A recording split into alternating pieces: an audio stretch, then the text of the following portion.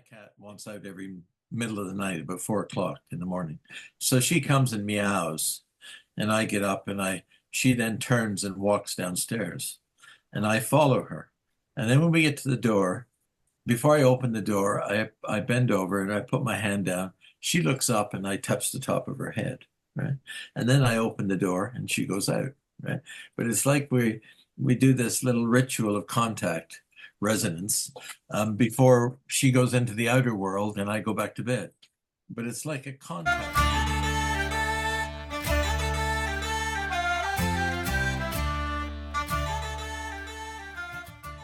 Welcome to the Wild Psychotherapists. This podcast is a mix of two discussions John and I had about resonance, each about a week apart. Resonance is that subtle, hard to convey experience of deep connection we have with certain people and with nature. It's like strings on a guitar that naturally pick up vibrations and tune into or synchronize to each other.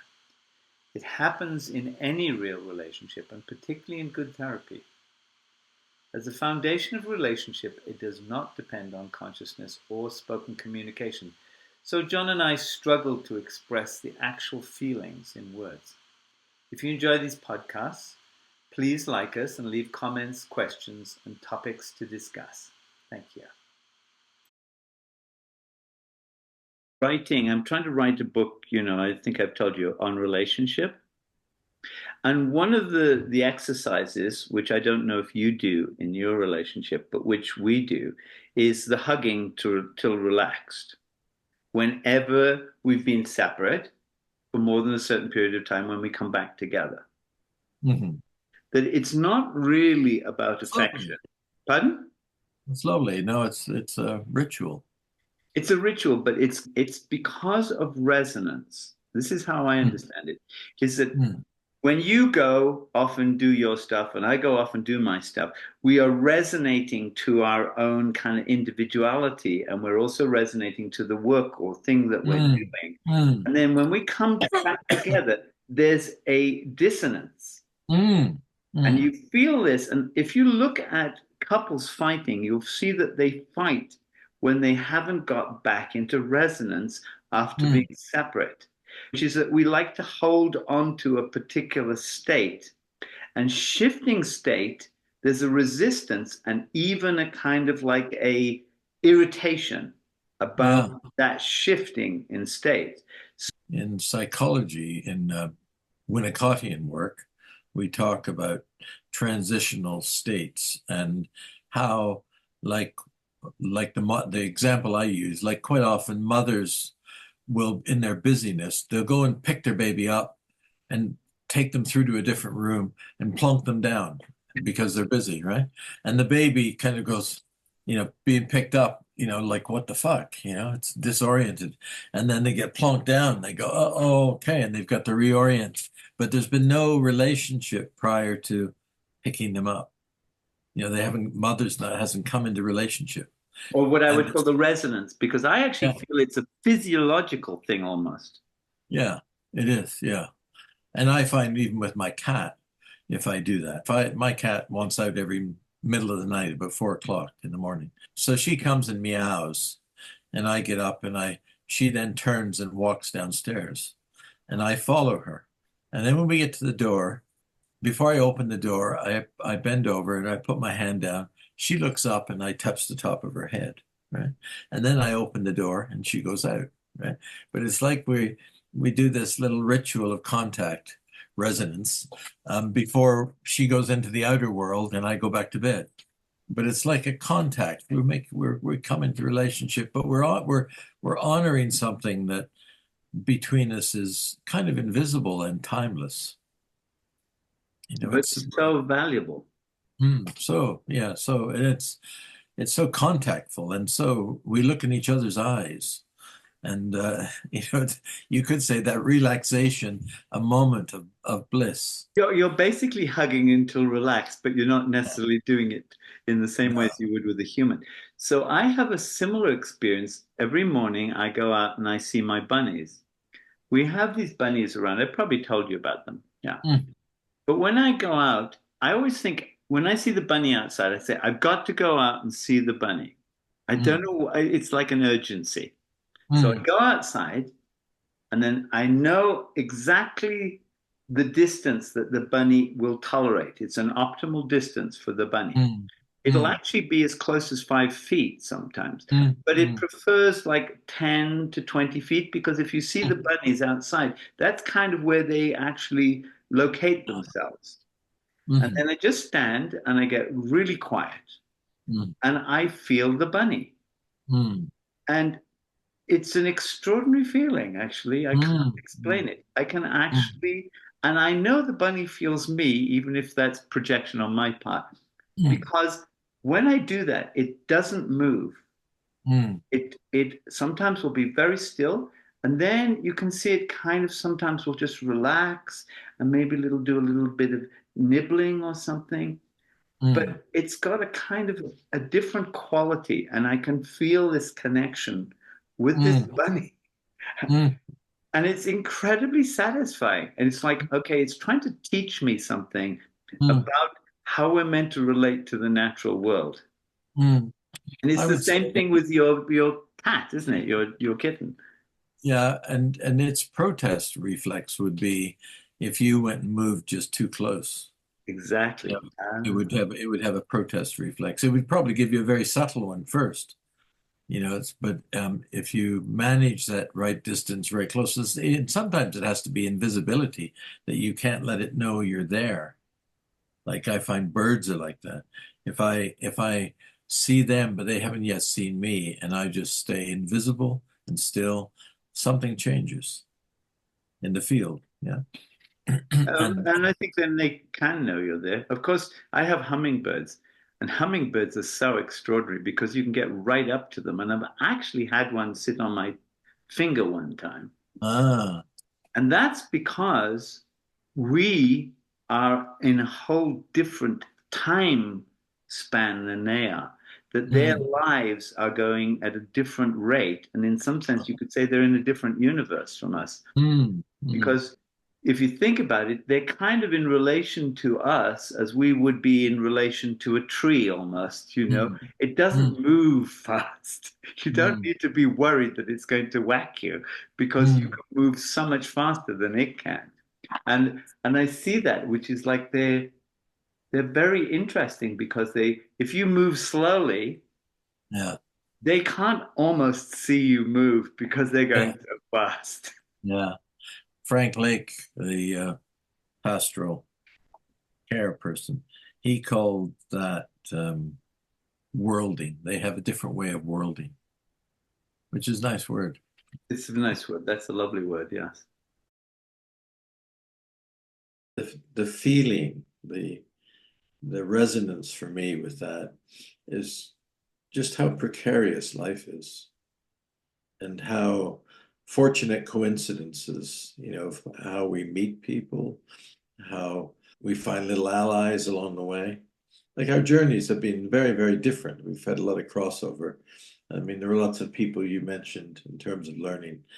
I didn't learn from them in the same way of Erickson or the solution focused people or the brief therapy people or um, the Gestalt um, world. But so many people, so many fortunate coincidences. And I think that one of the resonances I had was with like there's a different you've resonated a lot with others within moved around a lot and had a lot of contacts with people. I think a lot of my resonances have been with nature, with enjoying Scotland and the hills and the weather, and almost like getting a sense of being a different kind of entity altogether, but working very hard all the time in a limited sort of world space. I've not moved around a lot in terms of meeting a lot of people, but books have been significant for me, and authors have been very significant. So there's something about a resonance process of searching. Like I think my library had became like a reference library Mm. where I would drop into a subtle space within myself and I'd be hunting. I'd be like a hunter-gatherer looking to build an idea or to flesh out an idea or a concept or an understanding within myself that would support my resonant field of being with phenomena, being with people, being with complexity, being with a sense of possibility in situations. And I think there's something just so remarkable about being able to almost like find a headquarters within myself, which feels very spacious, that is like a resonant field where I don't even feel I exist in there except in a very totally different way, but from which I can feel differently. I can feel into things. I can feel both into what's arising within myself and what's arising in somebody's story or the world around me. And it's powerful. It's a little bit like sorcery in a way. Yeah. But you know, as you're talking, it takes me back to the fact of how we met. I didn't talk about Winifred, but Winifred Rushforth, you know, who was Mm, in Edinburgh when I was in an undergraduate and I did dream groups with my wife with her. She was really important. I mean, she is an internal figure now. And as soon as I saw her, she gave a talk at the Salisbury Centre on dreams, talk about resonance. I knew, like, okay, this is an important person. This is a person who has something. mm, But I had the same feeling with you when I met you because, you know, we connected through. You were kind of, I don't know how you got my name or why we connected. It's kind of a bit weird, isn't it? mm. I was um I was searching for history related to Winifred, But and why? somehow Because you were kind of given a job to find people or why? no, I became kind of interested in um, who was this woman really, and I never met her, but I've met a lot of people who've been in her dream groups over the years, and and maybe it was like a resonance in itself. I felt like I was dreaming into her world and Di's world, because Di was, even though I knew her very little, she was very much, she's become an inner figure Right. for me in her stillness. Yes, And she was a lovely person. I did dream group with her as well mm, as her mother. It's very interesting to do it with the mother mm, and the daughter. Do you remember when we met and we talked about Winifred? And I uh-huh. said to you, we need to talk more, John. Do you remember that? Yeah, Because I yeah. knew, like, okay, this is a I was also asking you to write something, do you remember? yes, and I did For write the it. book. I've never Yeah. seen it published because I've never seen the book, but that's okay. I've not seen the book either. But that's the resonance with people.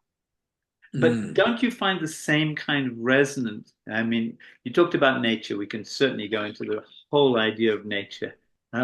I was looking out the window this morning with my wife, and the bunnies were running after each other all over the garden. They were just having such a wonderful time, the two of them. And I say hello to them every single morning. And we talked about that mm, in terms of like that feeling of connection with the aliveness of nature, mm, of the mm, well, I don't know what the words, we're not good with words when it comes to nature, that nature just is, and it is itself, and it isn't pretending to be anything else. It's not like mm, human beings, it's not complex. mm, And then mm, we see the bunnies running around, and then there's a flock of I don't know if you know Stella Jays. Stella Jays were bright, bright blue with a little kind of mm, thing on the top, mm, and mm, they're all flying around as well. mm, mm, They're all playing. Nature is mm, playing all the time and feeling that kind of connection. But then there's that kind of connection, that resonance with nature, which I think has taken me a long time to really feel deeply. Even though I've always loved nature, I've never thought of it very much mm, until I've got older. But mm, resonance with people, that was difficult for me. mostly before my, mostly because of my upbringing, I was always scared of people. I Mm, was always wary of people, um, and not open, but I could appear open. mm. I I could do a recognize that. very good job of looking like I was very friendly and open, and at the same time being just kind of closed off and pretty Mm, scared, actually. mm, mm. And then Yeah. gradually, through psychotherapy, I think of psychotherapy as a very much a spiritual path for me. Mm, That it is seeing people, that the people I see are the people I need to see, mm, and they maybe need to see me. mhm, I had an extraordinary experience this week, which I could tell you about.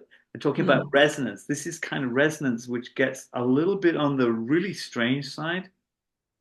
So I have a client and she dreams about me constantly. I mean, dreams and dreams every week. Some of them are your standard transference dreams, but some of them aren't. Some of them, I'm a different figure, and these are like memories. They're always the same. They have full sensory experience, sounds, smells, touch, the whole thing. And they're of these kind of past life kind of memories where I appear as one of the figures in those dreams. So she was talking to a psychic, where was it, 3 days ago? And the psychic says to, and she says to, we're having a hard time in therapy. She's having a lot of difficulty with me. She's found herself connected to me. She said she found herself connected to me from the first time she saw me and the first time I spoke. And she felt like she'd known me forever and she didn't like it. That's her catchphrase. I don't like it. Anyway, so she sees the psychic, and the psychic goes like, "Oh yes, you've been with him 3 main past lives that you've been together." and these 3 past lives have to get braided in together somehow because you've got to sort out this thing and you've got to keep seeing him. She was saying, I'm going to put therapy on pause because I can't take it anymore. It's too intense. And so the psychic, and so I said, okay, we just assume that that's actually right. I don't know if it's Mm, true in the sense of like factual true, but it's true in the sense of there's some weird resonance between she and me. It's like, well, this had to have happened. This is also a client who doesn't know how she found me. I think I talked to you about it. She doesn't know how she found mm, me. She didn't mm, know mm, how she searched for me. She only mm, knows that suddenly I popped up and she decided to see me. And I mm, actually was not taking clients on at the time, and I decided to see her. So some weirdness going on. I'm talking about mm, that. There's always, well, this is what Winifred used to say. She would say, something is happening. What she mm. meant by that was that there's this undertow under the surface, Coalescence, all of coalescence. these things moving and shifting, Uh, and you can have a sense of them, but you can't know them completely. mm.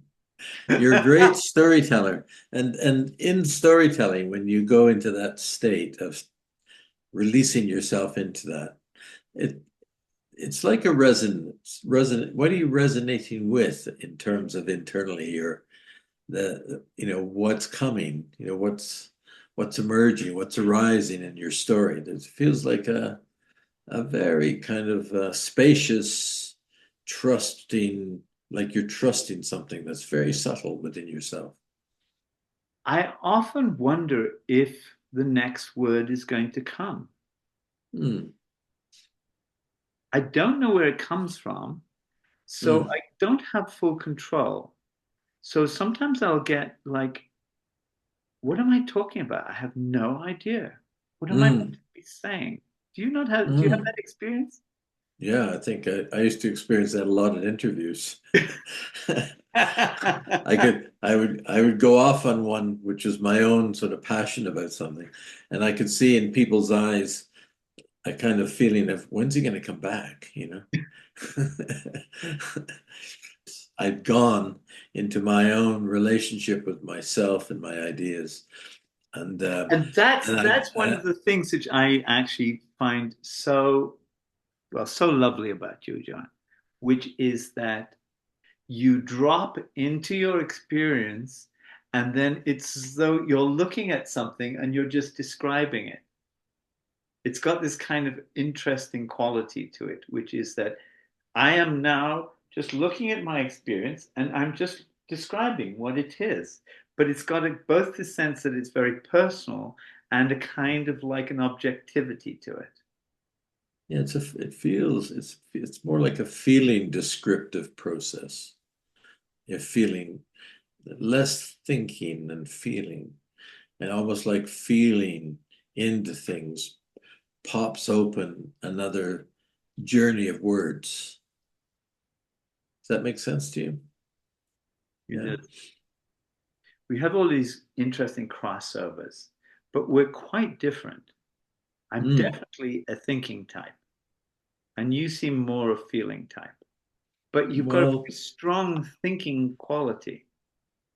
yeah, I think thinking and feeling uh, would you say cognition is the same as thinking? Yeah, yeah, basically. Would you? Yeah. Well, 'Cause it's oh God, we could get into all sorts of yeah. logical difficulties here. Uh, But but thinking I in the sense of like I'm having a thought, my thoughts tend to be verbal. They tend to mm, be in words. I mm, can have images, but I have to drop into another state to have the images come. mm, And that's mm. taken me quite a lot to learn how to do that.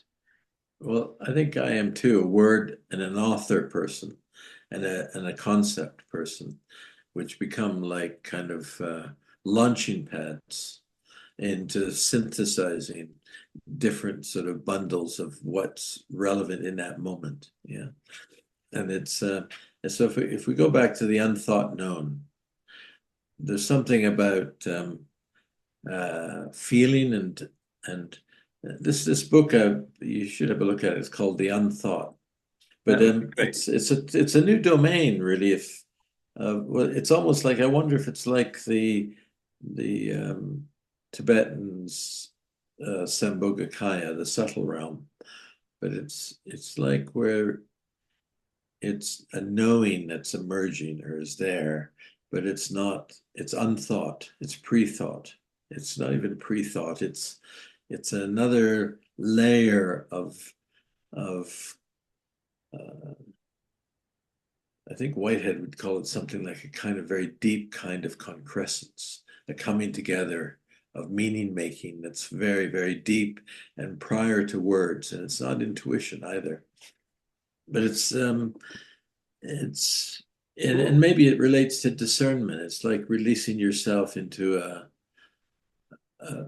it's where your learning coalesces with your feelings and your integrity and your sense of kind of right distance, right closeness to something, where you can actually discern more or or something will emerge out of it that's more profound or more meaningful or more interesting.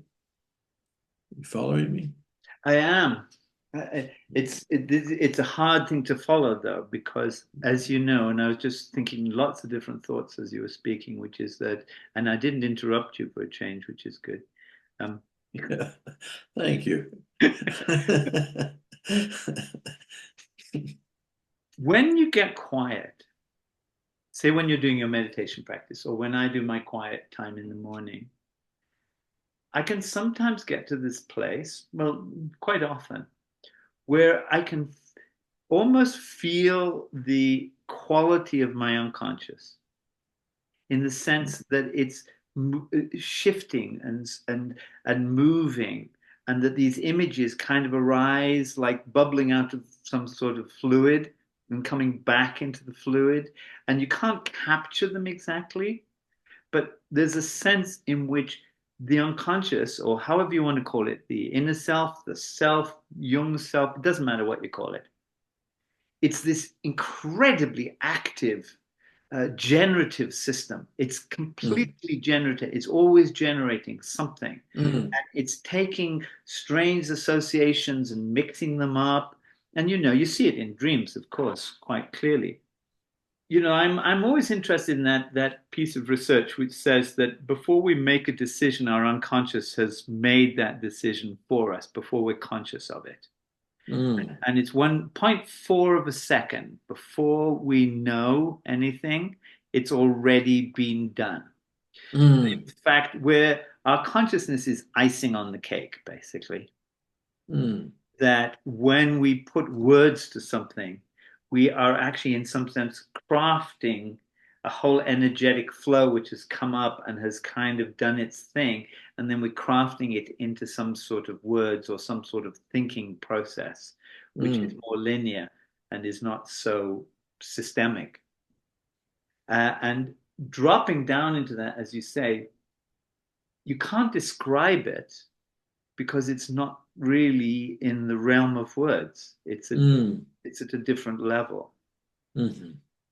You know, it would be very interesting for both of us would be to not so much work together, but to be a fly on the wall, witnessing each other's work. You know, Oh, I to would be get totally embarrassed. I tend to think of myself as a worse and worse psychotherapist because yeah. we're the wild psychotherapists, and my psychotherapy is pretty wild sometimes. It's unthought, unplanned. Except actually, I did a really lovely piece of hypnosis where I actually planned it. So what you do is you put a person into a trance and then you move their emotions into a part of their body so they have a little more control over it. So I put all the anger into one hand and I put Mm, all the sadness into the other hand. mm, Anger hand was a fist, mm, tighter and tighter with lots of mm, expressive mm, energy. And the mm, sad hand was an open hand, which has got a kind of a ball of sadness, mm, grief, mm. like weighing it down. Ernest Rossi is coming into my mind. Yes, exactly. But you think That when I do hypnosis, I think, what is going on? There's no consciousness here of any kind. She has no yeah. awareness. She has no memory of it. It doesn't come back. And yet, these very powerful physiological and psychological things can be Mm, activated. And I mm, don't understand it fully. I just know that it mm. actually is something that happens. And there's something happening that's relational between you all It's the very time. Yeah. relational because I Mm, cannot do it unless I'm in a trance. mm, mm. Have That's you? that work of Ernest Rossi's. I forget the guy he wrote it with. We call Magic Hands. No, haven't read that one. Yeah, that's fascinating. It was poor Ernest. He got dementia, and so it was Oh, just when he was kind of getting lost in it really at the end when this Australian man, forget his name now, but he helped the two of them wrote this book together, and oh, and what's it called? I need to it's read called that. it's called Magic Hands. But it's very much like what you can see some of it on YouTube. The guy I worked with mostly was David Groves. Do you know him? Yeah, yeah. Yeah, that's clean I language. know of him more. I don't know. He is a strange guy, but his idea of clean language is very, very powerful. Mm, hmm. Ernest Rossi, his book called The Psychobiology of Gene Expression was interesting too. Yeah, he did that neuropsychophysiology, or I think Mm, that's how you say that. I was very into that at one time, but hmm. Yeah, now, as I I say, like, I'm just a yeah. wild psychotherapist. I just go in there and I do whatever I do, and I have no idea why, and I don't But even know if it's any good, and they still pay me. yeah, you put a lot inside yourself though and twirled it around many times into magic dust. Well, you've done the same because I see some of your techniques that you've kind of modeled for me.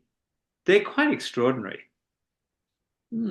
Well, we'll have to kind of talk about that another time. We could talk about technique. We probably need to come to the end of this one though, because we've been talking for this has been a great It conversation. has been great. It's And it's lovely. really interesting. What I'm left with is, I don't know, appreciation of what different journeys we've had, really so different, and yet remarkable hard work. And, I think we both have worked very, very hard and been very committed to our learning.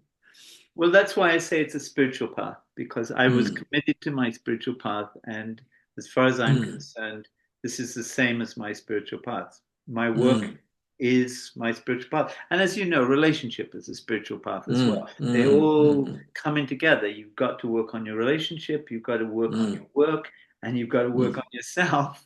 And mm, and that's why we both connect at that deeper level, the resonant mm, level, because mm, we both worked on ourselves. mm. And it's become a kind of a territory of great significance, that Oh, resonant and why field. doesn't everybody?